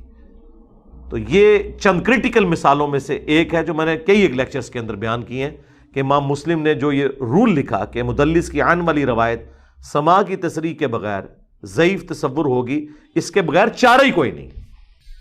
اور یہ بھی یاد رکھیے گا, مدلس کی عن والی روایت سماع کی تصریح کے بغیر جب ضعیف تصور ہوگی تو اس کی ہر روایت کے لیے الگ الگ سماع کی تصریح چاہیے. یہ نہیں ہے کہ ایک روایت میں وہ سماع کی تصریح کر دیتا ہے پھر اسی راوی سے ایک اور حدیث بیان کرتا ہے جو بالکل الگ ہے اور وہ عن سے کرتا ہے, اور آپ یہ کہیں گے جی چونکہ یہ کر دی ہوئی ہے وہ بھی قبول ہوگی. نہ, کیسے ہو سکتا ہے؟ پھر وہ عن کر رہا ہے, اس کی سماع کی تصریح بھی تلاش کرنی ہوگی. یہی وہ چیز ہے جو اس دن کچھ بھائی آئے ہوئے تھے, ان میں سے کچھ غالی شیعہ بھی تھے اور کچھ متاثرین بھی تھے, تو وہ یہی بحث میرے ساتھ کر رہے تھے. تو مجھے پھر پوری بات سمجھانی پڑی کہ یار پہلے علم حدیث حاصل کرو اور کوشچن کرو اور خاموش ہو جاؤ. اس طرح دنیا میں کام نہیں چل سکتا. یہ کیسے ہو سکتا ہے؟ یہ تو حضرت موسیٰ علیہ السلام کے ساتھ حضرت خضر نے نہیں کیا. سورۃ الکہف میں 3 چانس دیے ہیں اور ہر دفعہ کہہ کے ہون بولے نا تے کام ختم, تیرے میرے راستے جدا کہا تھا نا, تو بدتمیزی کی تھی. کیونکہ استاد اور شاگرد کا رشتہ اسی طریقے سے ہوتا ہے. دنیا میں بھی سیوک سینس یہی ہے کہ آپ ٹیچر سے جب سوال کرتے ہیں تو ٹیچر نے آپ کا سوال سمجھ لیا, آپ تو ابھی بالکل انیشیل سٹیج کے اوپر ہیں, آپ کو پتہ ہی نہیں علم حدیث کا, تو تسلی سے آپ کی بات سنیں گے, اس کے بعد جواب دیں گے, آپ نے بولنا نہیں. کیونکہ جب میں 99 پہ پہنچوں اور آپ آگے مجھے کاٹ لیں پھر میں 0 پہ آ جاؤں گا, پھر مجھے پوری تمہید بنانی پڑے گی. کیونکہ ایک بات سٹارٹ ہوتی ہے اور اینڈ ہوتی ہے, بیچ میں آگے کوئی لچ تلے پھر وہ پورا ٹیمپو ٹوٹ جاتا ہے, جو پہلے سمجھایا ہوتا ہے پھر دوبارہ سمجھانا پڑتا ہے. تو اصول یہی ہے. اس لیے میں نے انہیں 4 دفعہ چانس دیے. حضرت خضر علیہ السلام نے تو 3 چانس دیے تھے حضرت موسیٰ کو, میں نے 4 دیے. پھر میں نے انہیں کہا تھا کہ بھائی اگر اس طرح کرو گے پھر میں آپ کو یہاں سے نکال دوں گا. یہ نہیں کہ کوئی دھکے ماروں گا, ظاہر ہے اس سے پہلے انہیں سموسے چائے کھلا چکے ہیں, سارا کچھ ہو چکا ہے. اب میں نے سوچا اس سے بہتر جملہ بولوں, اگرچہ یہ میری اپنی اختراع ہوگی, دنیا میں تو یہ نہیں چلتا, دنیا میں تو ٹیچر ہی اسٹوڈنٹ کو نکالتا ہے. لیکن چونکہ یہاں پہ آپ کو جھوٹے اخلاقیات پڑھائے گئے ہیں تو اس کا حال یہ ہے کہ میں آندہ سے اگر کوئی ایسا معاملہ ہوگا تو میں اسے کہوں گا بھائی اب اگر آپ بولے تو میں اٹھ کے باہر چلا جاؤں گا. خوش ہو؟ ہاں ایک کر رہا میں غلط ہوں ویسے, لیکن تواڈے جھوٹے اخلاقیات دی تکمیل واسطے کراں گا. جو آپ نے جھوٹے اخلاقیات گھڑے ہوئے ہیں, سچے اخلاقیات تو یہی ہیں دنیا میں. ٹیچر اسٹوڈنٹ کو نکالتا ہے جب وہ مس بہیو کرے. سیکھنے بیٹھے اور مفت سکھا رہے ہیں, تمہارا ٹیچر تو لے کے سکھاتا ہے نا, میں تمہیں کھلا کے سکھاتا ہوں. میری طرح کا پھر بھی نہیں وہ ہو سکتا, لیکن پھر بھی آخری حال یہ ہے کہ میں کہوں گا جناب ویسے تو قرآن نے تو حکم دیا ہے وَإِذَا خَاطَبَهُمُ الْجَاهِلُونَ قَالُوا سَلَامًا, اگر جاہل سے تمہارا واسطہ پڑے تو ان کو پائی اپنی راہ لے تے مینوں اپنی راہ لین دے, دور ہی سلام, نیڑے بھی نہ بیٹھ دے انہوں. ہم تو کہہ رہے ہیں نا آپ کو نکالیں گے یا خود نکل جائیں گے. قرآن تو کہتا ہے کہ انہیں دور سے ہی کہو بھائی سلام, فارغ ہے, نیڑے بھی نہ لگی میرے, بارو باری. تو یہ غیر اخلاقی تعلیم ہے جو قرآن سکھا رہا ہے. مجھے نہیں سمجھ آتا کہ ہمارے جاہل اسٹوڈنٹ اس قسم کے جو جی علی بھائی سے اختلاف ہے, یار کوئی تو شوق ہے اختلاف کرنے کا, وہ کوئی گل ہوئے تو اختلاف کرو نا. پہلے سیکھیں کہ کیا سویلائز دنیا کے اندر ہوتا ہے, اسلام کے اخلاقیات کیا ہیں. آپ کے اخلاقیات تو یہ ہیں کہ ایک بندہ اگر دروازے پہ آگے کھڑا ہو گیا ہے تو آپ اسے یہ نہیں کہہ سکتے کہ میں آپ سے نہیں ملنا چاہتا, آپ واپس چلے جائیں. کہ کتنا بدتمیز ہے, بوئے دے آیا بندہ واپس کر دیا. اسلام اس سے بھی آگے بد اخلاقی آپ کو سکھاتا ہے، جو آج کی اس سو کالڈ دنیا میں آپ کو بد اخلاقی بتائی گئی ہے کہ آپ جواب دینے کے بھی پابند نہیں ہے۔ اسلام کہتا ہے 3 بار کھٹکھٹایا، جواب ملے تو ٹھیک، جواب نہ ملے واپس چلے جاؤ اور اس بات کا برا بھی نہ مانو۔ یعنی میں پابند نہیں ہوں کہ میرے دروازے پہ آ کے کوئی دستک دے رہا ہے میں اسے جواب بھی دوں۔ کتنی بد اخلاقی ہے! آپ تو کہنے یار ایک بوئے تے آیا یار چل جھوٹی موٹھی انہوں طریقے نال ہی کہہ دے۔ یہ ہماری دنیا ہے۔ جس طرح ہماری دنیا میں اخلاقیات یہ ہیں کہ نبی علیہ السلام اس طرح بولتے تھے جس طرح طارق جمیل صاحب بولتے ہیں، یہ غامدی صاحب، ہاں، لیکن نبی علیہ السلام اس طرح نہیں بولتے تھے۔ صحیح مسلم اٹھا کے دیکھیں 2005 نمبر حدیث ہے کہ نبی علیہ السلام جب ممبر پر چڑھتے، ایک تو آپ کا خطبہ کھڑے ہو کے ہوتا تھا، کھڑے ہو کے بندہ ویسے ہی پرجوش ہوتا ہے، تو آپ علیہ السلام کی آواز بلند ہو جاتی، غصے میں اضافہ ہو جاتا، آنکھیں سرخ ہو جاتی۔ 3 جملے جابر بن عبداللہ نے بیان کیے ہیں ہر خطبے کے اندر، جیسے کوئی جرنیل اپنی فوج کو تیار کر رہا ہو، میدان جنگ کے لیے نہیں، آخرت کا خوف دلانے کے لیے۔ آخرت کا خوف دلانے کے لیے یہ نہیں کہا جاتا کہ بھائی مرنے سے پہلے تیاری کر لیں، اللہ تعالیٰ آپ سے پوچھے گا، نہیں نہیں نہیں۔ آخرت کا جب خوف آپ نے دلانا ہے تو پھر اس سٹائل میں دلانا ہے جس طرح ڈاکٹر سرار صاحب دلایا کرتے تھے، ہاں، اس سٹائل میں نہیں کہ جو یہ اس طرح کا سٹائل ہے، کیونکہ وہ تذکیر تو ہوتی نہیں اس طریقے سے۔ پھر تو آپ کو نبی الاسلام کے اخلاقیات بھی غلط بتائے گے۔ ہاں، آپس میں جب آپ بیٹھے ہوئے ہیں کھانے پینے کی ٹیبل کے اوپر یا ویسے گپ شپ میں، اس میں تو ظاہر ہے بالکل ڈیفرنٹ معاملہ ہوگا۔ تو میں نے آپ کو بتایا کہ شاید افریدی صاحب جس طریقے سے کرکٹ کے میدان کے اندر بلند آواز سے اپیل کرتے ہیں تو اپنی بیوی سے چائے تو نہیں آواز ہے کہہ کے منگواتے ہوں گے، ورنہ ٹائم قیامت تک ہے، چاہ تو نہیں لبڑی۔ ہاں، تو ان کی بیوی بھی کبھی نہیں کہتی ہوگی کہ کار تے تو بڑا صحیح ہونا ہے، بتا نہیں جا کے تنوں کیا ہو جاتا ہے۔ تو وہ یہ یعنی اتنی عقل ان کو بھی ہے کہ یار یہ ریکوائرمنٹ ہے، لہذا دعوت کی ریکوائرمنٹ ہے، ممبر کی ریکوائرمنٹ ہے۔ ہاں، گالی گلوچ نہیں ہونا چاہیے۔ ہاں، ہمارے اس اگریشن کے سٹائل نے تو دنیا میں تبدیلی لے کے آیا کہ لوگوں کو پتا چلا یار یہ اس طرح ہے۔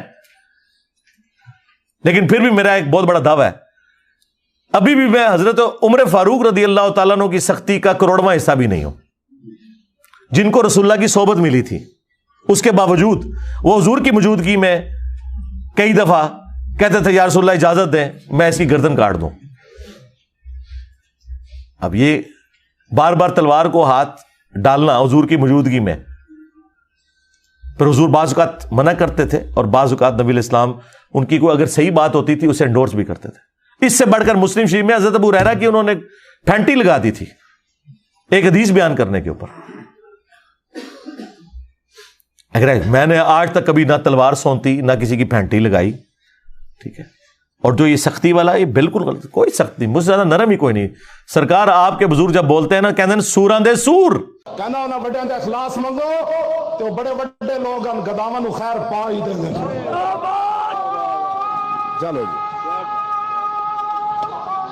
چلیے، او بھابیاں دی اذان اے تے کڑا دے اے تے سور دے سور چلو چلیے۔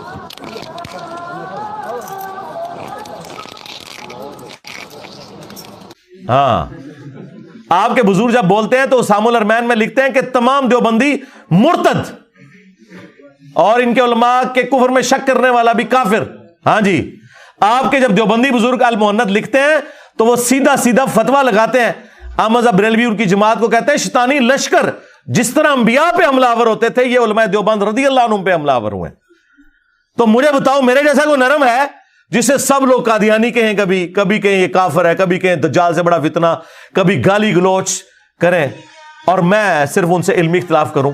آپ جو مرضی کر لیں، جو آپ کے فرقوں کے ساتھ نقصان ہوا ہے وہ تو آپ کے بزرگوں کی تعلیمات کی وجہ سے ہوا ہے نا، میں نے تو نہیں، مطلب المہند یا اسام الارمین میں نے کسی غار یا کنویں سے تو نکال کے پبلک میں آگ نہیں نہ لگائی، یہ تو آپ پرنٹ کر رہے تھے نا، یہ تو آپ کی اپنی کتابیں تھیں۔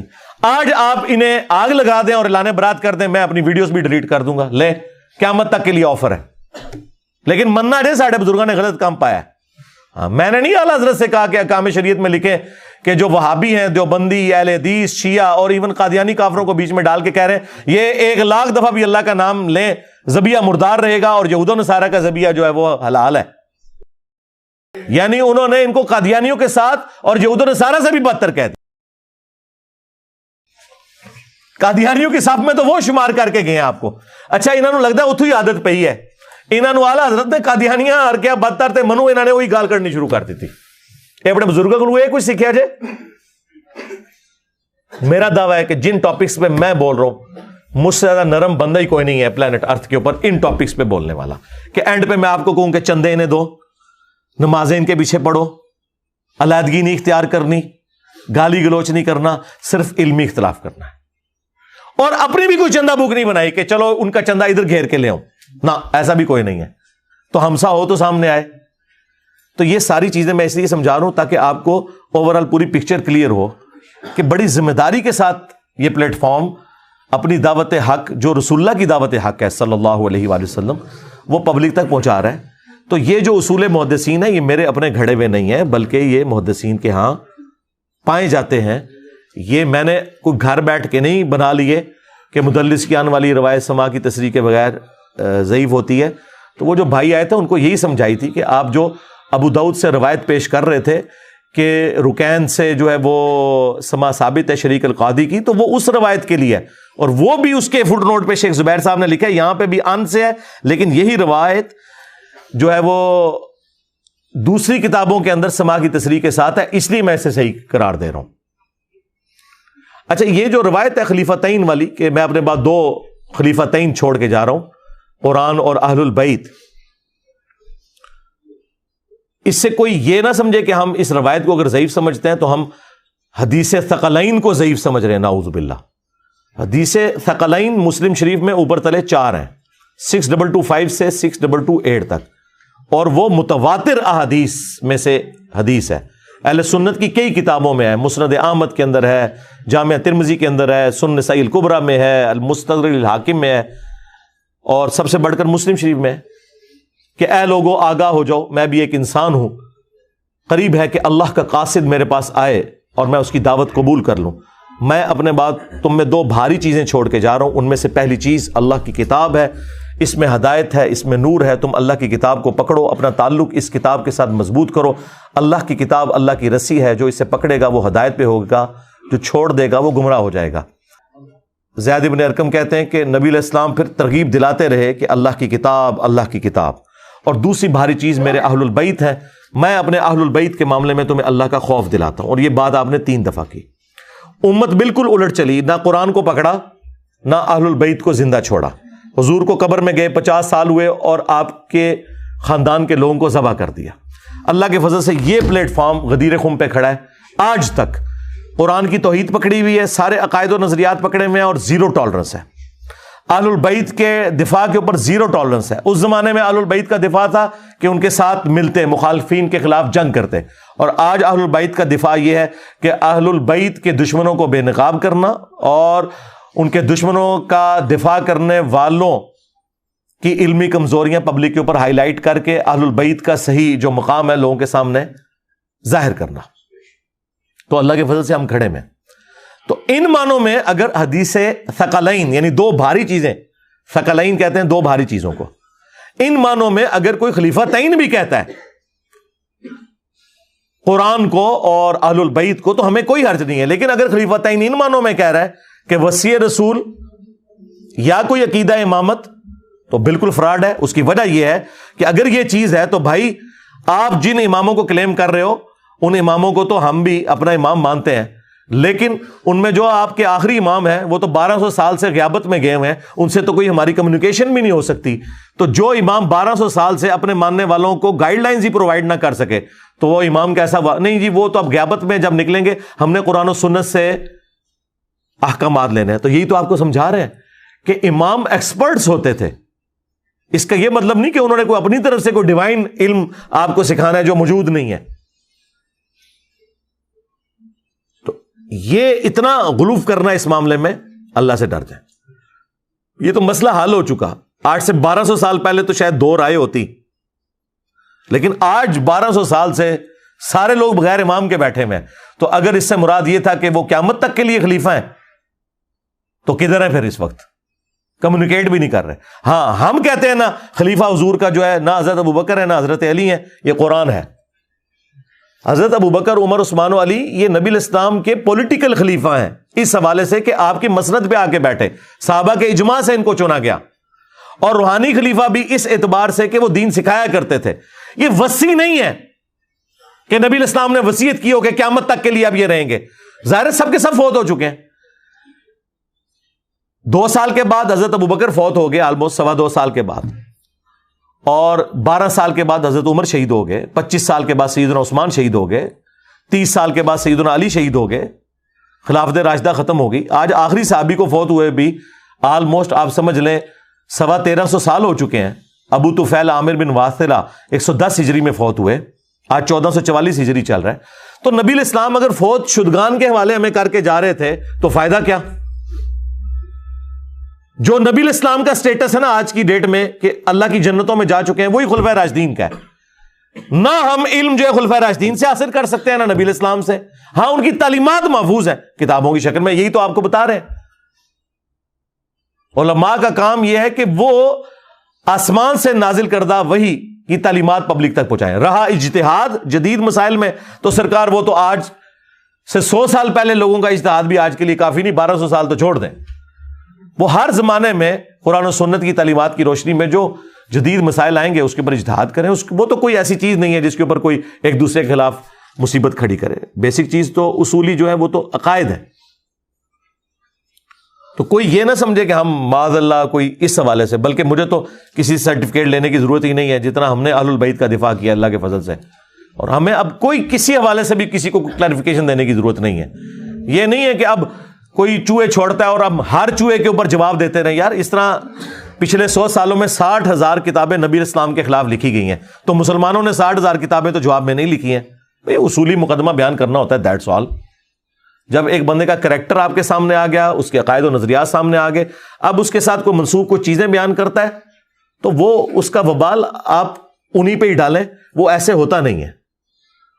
اگلے دن ہمارے لائیو سیشن میں ایک بھائی آئے, پڑھے لکھے بھائی, باہر کے ملک میں گئے ہوئے ہیں, اور کہتے ہیں علی بھائی پہلے کہتے تھے کہ جی علماء جو ہیں وہ لکھ کے دے دیں, اور آج علی بھائی کہہ رہے ہیں جی ویڈیو بنا کے دیں. میں نے کہا تم ہمارے مخالفین سے سن کے ہمارے اوپر چڑھ دوڑے ہو. میری کس ویڈیو میں یہ ہے کہ ویڈیو نہ بنائیں اور صرف لکھ کے دیں؟ میں نے پہلی دفعہ جب اناؤنسمنٹ کی تھی انجینئر محمد علی مرزا اسٹوڈنٹ کی عدالت میں, آج آلموسٹ 10 مہینے ہونے والے ہیں اس ویڈیو کو اپلوڈ ہوئے, کھول کے دیکھ لو. اس میں نے کہا کہ ویڈیو بنا کے لائیں. چونکہ وہ مخالف سے سن لیا تو کہا ہاں اس نے کیتا ہے انجینئر نے. منو بھی پوچھو نا, مر گیا. ہاں اسی لیے میں لائیو آ کے بیٹھ رہا ہوں, ساتھ ساتھ منجی ٹھوک رہا ہوں. ہاں کوئی گل میں جان نہیں دیتا, مجھے پتا ہوتا ہے میں نے کیا بات کی ہے. سرٹیفکیٹ آئے آپ کو, کسی کو امام کعبہ سے سرٹیفکیٹ چاہیے, میں ایڈوب فوٹو شاپ میں بنوا دیتا ہوں آپ کو. یہ تو سیدھا چور راستہ ہے. بھاگ جاتے ہیں لوگ, ٹویٹیں کر کے بھاگ جاتے ہیں, ڈیلیٹ کر دیتے ہیں. آپ نے دیکھا نہیں ہے کہ یہ پی ٹی آئی کے ماننے والے کتنی وہ بدماشانہ قسم کی ٹویٹس کرتے ہیں, جب بعد میں دھمکی آتی فوراً ڈیلیٹ کر دیتے ہیں. اور وہ تو کوئی بھی بھاگ جاتا ہے لکھی ہوئی چیز سے, لیکن ویڈیو سے کوئی نہیں بھاگ سکتا. اینڈ پہ وہ یہ صرف کہتا ہے کہ میری بات کو سیاق و سباق سے ہٹا کے کہا گیا, تو لوگ لعنت بھیجتے ہیں چوٹیا ہے تو یہی گل کی سی. ہاں اسی واسطے ویڈیو بنواؤ اپنے وڈیاں کولوں کہ اس کی جیت ہماری جیت, اس کی ہار ہماری ہار, تاکہ قیامت تک پھر کوئی اور مولوی نہ جمے جڑا یہ کہے کہ میں وڈا عالم دین ہاں تے او تے سارے جاہل سن, میرے نہ لا کے گل کر. اور یہ بھی آپ کی ڈیمانڈ پہ ہے. مجھے کیا حاجت ہے کہ یار یہ گلی محلے کے لوگ جن کی کوئی عزت نہیں ہے ان کے ساتھ میں بیٹھ کے بات کروں. مولویوں کی بے عزتی کے اوپر تو اجماع امت ہو چکا ہے نا.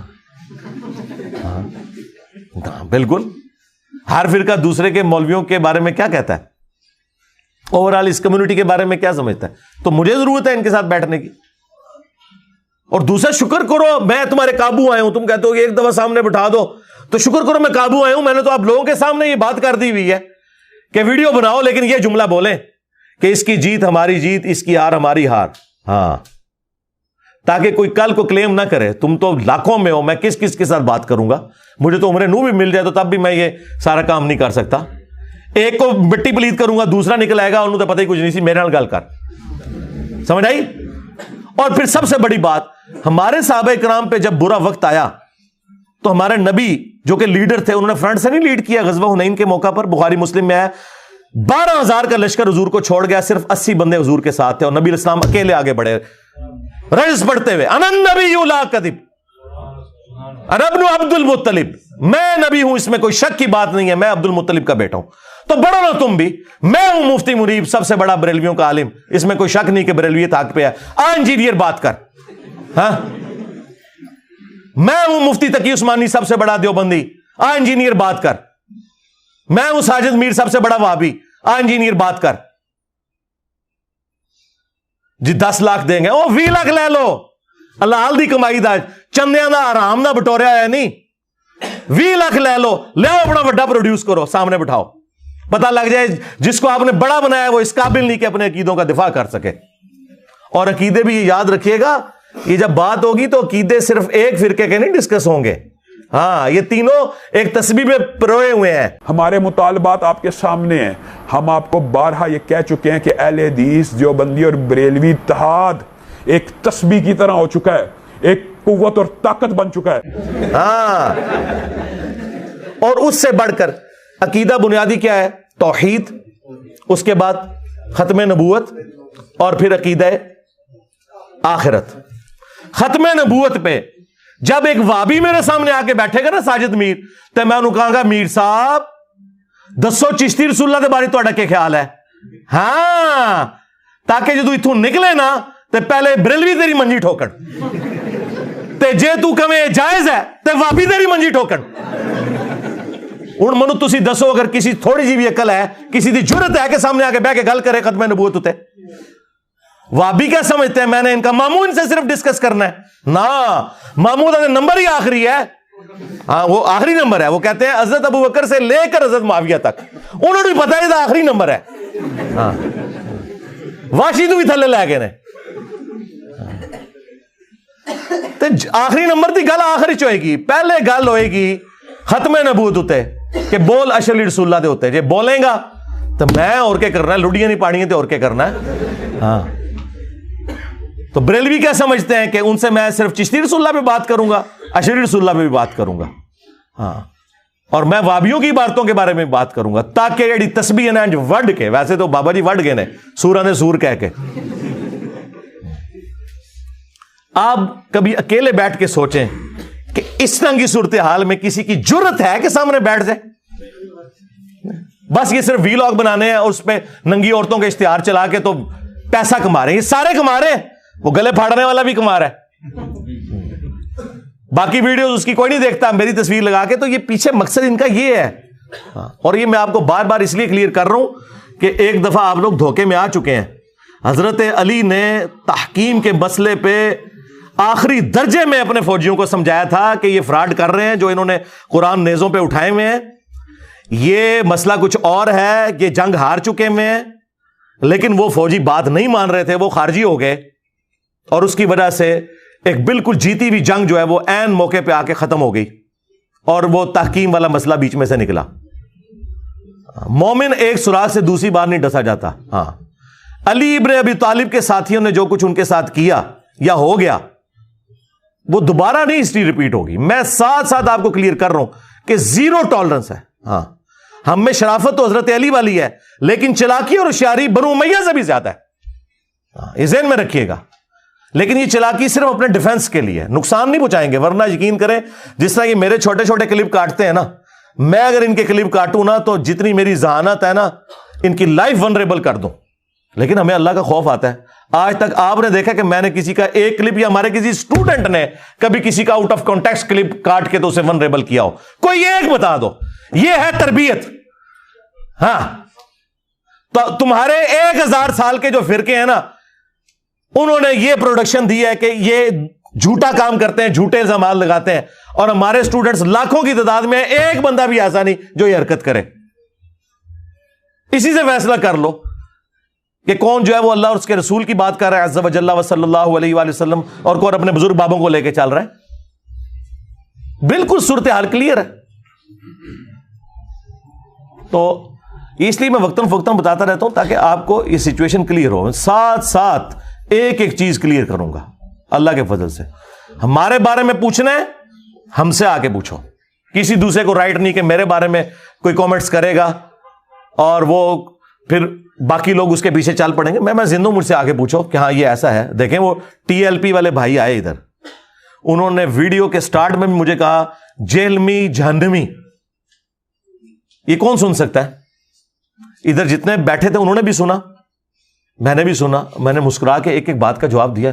جب مجھے پتا ہے کہ ہمارے پاس قرآن و سنت کے دلائل ہیں تو میں نے کیوں اس بات کے اوپر غصہ کھا کے ان کو گالی گلوچ والا معاملہ کرنا ہے.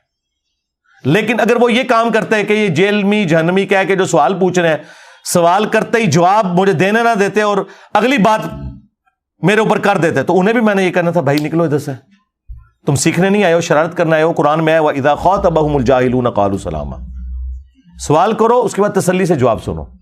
اللہ کے فضل سے میں ہر بات کو اس کی باریکی تک کلیئر کر دیتا ہوں, اس کے بعد گنجائش ہی نہیں رہتی کاؤنٹر کوسچن کی.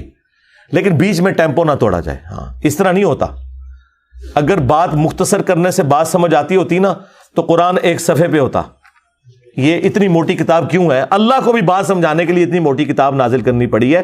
اس کی وجہ ہے کہ وسوسے بہت زیادہ ہیں.